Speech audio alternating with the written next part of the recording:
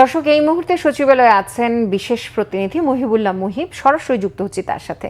মুহিব, নিশ্চয়ই শুনতে পাচ্ছেন। আজ তো তৃতীয় দিনের মতো সচিবালয়ের সামনে কর্মকর্তা কর্মচারী সংযুক্ত পরিষদে মানুষজন বিক্ষোভ করছে।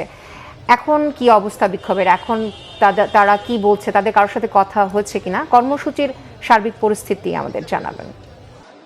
আসলে সকাল থেকে কিন্তু সচিবালয়ে অনেকটা উত্তপ্ত পরিস্থিতি বিরাজ করছে। এখানে প্রতিটি ভবনের কর্মকর্তা কর্মচারীরা অফিস শুরুতেই কিন্তু তারা বেরিয়ে এসেছেন এবং তারা মিছিল নিয়ে বিভিন্ন গেটে অবস্থান নিয়েছিলেন। সচিবালয়ের 1, 2 এবং 4 নম্বর গেট কার্যত বন্ধ হয়ে যায় এবং অনেক কর্মকর্তা কর্মচারী এবং যারা জরুরি প্রয়োজনে বিভিন্ন জায়গার থেকে যারা এসেছেন তারা কিন্তু সচিবালয়ে ঢুকতে পারেননি। এবং কিছুক্ষণ আগে এই আন্দোলনের যারা সমন্বয়ক, বিশেষ করে সচিবালয় কর্মকর্তা কর্মচারী ঐক্য ফোরামের নেতৃত্বে যারা রয়েছেন, তারা যেটি জানিয়েছেন যে আপাতত তারা এই আন্দোলন স্থগিত রাখবেন। 2টার দিকে তাদের বিশেষ করে আইন উপদেষ্টা ডক্টর আসিফ নজরুলের সঙ্গে বৈঠক হওয়ার কথা ছিল, কিন্তু গেটগুলো বন্ধ থাকার কারণে উপদেষ্টা তিনি সচিবালয়ে প্রবেশ করতে পারেননি এবং ইতিমধ্যেই গেটগুলো খুলে দেওয়া হয়েছে। এবং এই বিশেষ করে কর্মকর্তা কর্মচারীদের মধ্যে এক ধরনের মতানৈক্য তৈরি হয়েছে যে কারা এই গেটগুলো বন্ধ করেছিল, কেন বন্ধ করেছিল এবং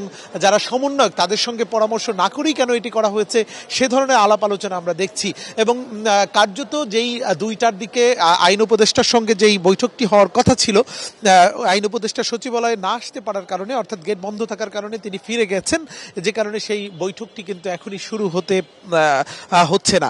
এবং আমরা শুনেছি যেটি তিনি আবারও আসবেন এবং এসে এই কর্মকর্তা কর্মচারীদের সঙ্গে বৈঠক করবেন। সেই বৈঠকেই মূলত এই বিক্ষুব্ধ যারা কর্মকর্তা কর্মচারী রয়েছে তাদের সঙ্গে কোনো আলোচনা করে কোনো ধরনের সমাধানে পৌঁছানো যায় কিনা সেই বিষয়টি উদ্যোগ নেওয়া হবে। আপনি নিশ্চয়ই জানেন যে রোববার 25শে মে সন্ধ্যায় 4 ধরনের শৃঙ্খলা ভঙ্গের অপরাধের জন্য বিভাগীয় মামলা ছাড়াই শুধুমাত্র কারণ দর্শানোর নোটিশ দিয়ে চাকরিচ্যুত করা যাবে এমন বিধান রেখে সরকারি চাকরি সংশোধন অধ্যাদেশ 2025 জারি করেছে সরকার।